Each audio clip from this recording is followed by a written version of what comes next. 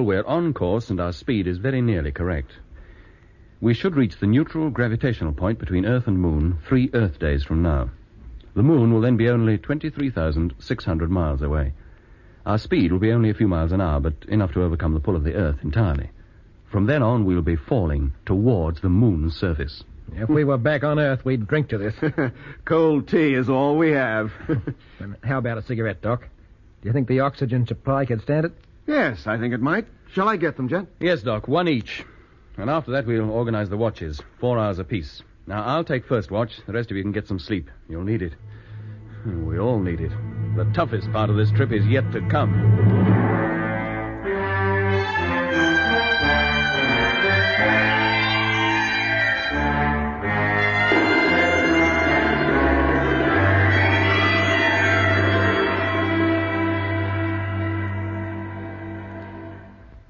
Hey, Doc, Yeah, Lemmy?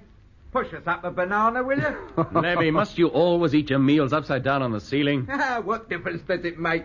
Food goes down, or should I say up, just the same. Well, it looks undignified. It's a great idea to part this. Think of the room it saves. Anything more to eat, Lemmy? No, thanks, Doc. Okay, then push your empties down. I'll stow 'em away. Here, how about a little after-dinner music? Oh, no, Lemmy, not that. Well, we've got to do something to pass the time. Why did I ever suggest that each member of the crew should be allowed to bring one small personal object with him? Well, I'm glad you did, Jet. Aren't you? Well, yes, but mouth organs should have been banned. Why couldn't he have brought a book or something? Every man to his taste. What was that? A meteor hit the ship. Emergency stations. Blimey, emergency! An animal upside down on the ceiling! Let me get the spacesuits. Don't panic, Jet. I'm on the way. Air pressure constant. We don't seem to be losing any. The meteor bumper must have worked. Now, that we'll find out. Meanwhile, get your spacesuits on, just in case. Here you are. Red for Doc. Yep. Blue for Jet.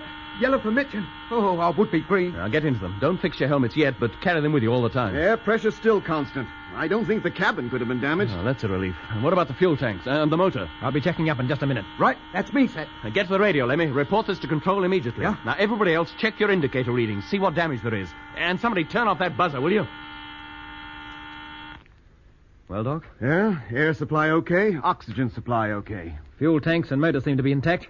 No damage there as far as I can see. Hello, Control. Luna calling. Hello, Luna. A meteor just hit us. Emergency procedures Certainly now hit in us effect. somewhere. Yeah, but Stand we by seem for to be further all right, messages. Jet. Look, Doc, we've just been hit by a meteor. It must have done something to us. But what? Well, how should I know? Somebody will have to go out there and look. What? What, out there? Outside the ship? Into nothing? I'll go. No, Mitch. This is my job. Besides, you're more important to the crew than me. I'll go. What, you mean there's a chance that... It'll be the first time any man has ever been out there, in space, and I designed the suit he'll wear. Well, you tested it, didn't you? As far as was possible on Earth, yes. But this is different. This is the real thing. Look, let's not start another argument. We'll draw for it. Well, fair enough. All agreed? Agreed. Lemmy, get one of the navigational tables. Open it up, place it face down on the control table with your eyes shut. Right. Okay, here goes. We'll guess the page number. Whoever gets nearest goes outside, okay? Mitch? 136. Doc? 127. Lemmy? 149. And I'll take 155. What is it, Lemmy? 153. Then it's me. Stand by to open the airlock. Airlock. Contact.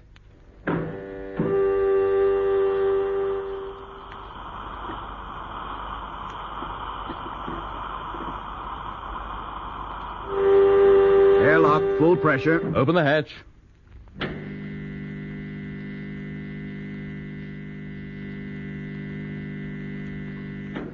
Right.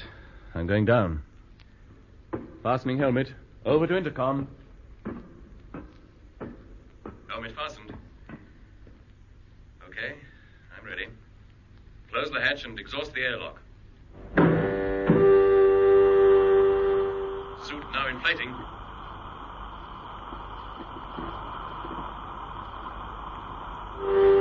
Air pressure, 0. And open the main door, Doc. I'm going out.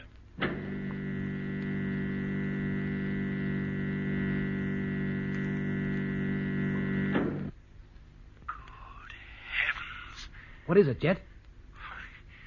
It's more What, the door? No, the stars. Millions of them. Literally millions. Now, leaving door and walking upside of ship. I'll make a complete circuit. How's the suit, Jet? Okay? Fine. How are the boots? Perfect. And now hitching the safety lines. And walking towards nose. Any sign of where the meteor hit us? Not yet. Here, ask him if he can see the moon. One thing at a time, Lemmy. Finding where that meteor landed is more I important. found it. About 13 feet from the nose. Much damage, Jet? No, nothing to worry about. Must have been minute. Only a small area of the bumper is vaporized. Let's thank our lucky stars it wasn't a larger one. You must come out here, all of you. Come on. This is a sight you've got to see. We can't all go. Somebody must stay. Look, I'll stay, Mitch. You and let me go. You sure, Doc? Yeah. By way of compensation, you can let me be the first to step on the moon. It's a deal, Doc. Now, if you wouldn't mind opening the airlock again, Lemmy and I will get started. What a sight. Did you ever see so many stars? So many different colors. Yeah, and they don't twinkle like they do on Earth. There's no atmosphere to make them twinkle. So small they look and bright. Jet, how fast are we going? About 2,000 miles an hour. But we don't seem to be moving. Look at the moon, Lemmy. Even from here, you can begin to see the mountains and craters on her. How far off is she now? About 100,000 miles. Oh, no distance at all. Company bus ride. Here, Jet. We must be off course. Of course. How do you mean? Well, the moon's not in front of us. It's to one side. She'll be there when we are. She's moving towards our rendezvous all the time. Hey, Jet, have you taken a look at the Earth yet? Huh? You can make out the African continent quite easily. And the southern ice cap. The reflection is brilliant. Did you ever see anything like it? Oh, Mitch, if we never get to the moon, the trip was worth it. Just for this. Jet, I'm going for a walk down under. See how things look from there. Now, be sure your safety line is secure. We don't want you drifting off. Don't worry, Jet boy. Oh, if only Becky could see me now. She wouldn't know if I was on my head or my heels. No more than I do. Oh, yeah, what's that? It's the funny music again. Hello, Jet! Jet, can you hear me? Jet! Hello, Lemmy. Lemmy, what's wrong? Jet, that music. Didn't you hear it? Music? What music? Oh, you must have heard it. It was like it was right inside me. Lemmy, pull yourself together. I heard no music. All I heard was you screaming. But I was calling you before that. Didn't you hear me? No. Jet, look, let's get back into the ship. I heard it, I tell you. I heard it. Calm down, Lemmy. Stay where you are. Now, don't attempt to re-enter the ship until I'm alongside you. I heard it, I'll tell you. The same kind of music we heard when I got the radio working.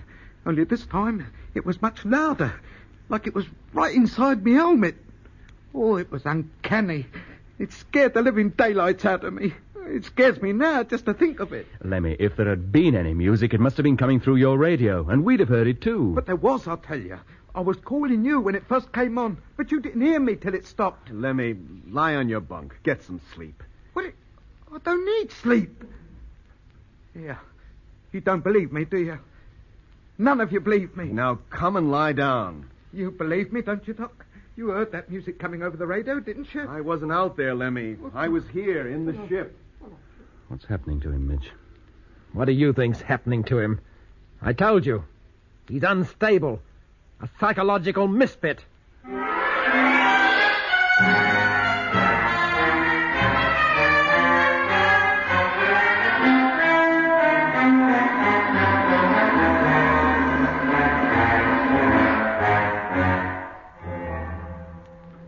You have been listening to Episode 1 of Journey into Space with Andrew Foles as Jet Morgan, Alfie Bass as Lemmy, Guy Kingsley Pointer as Doc, and David Williams as Mitch. Other parts were played by John Casabon. The orchestra was conducted by Van Phillips, who also composed the music. Journey into Space was written and produced for the BBC by Charles Chilton.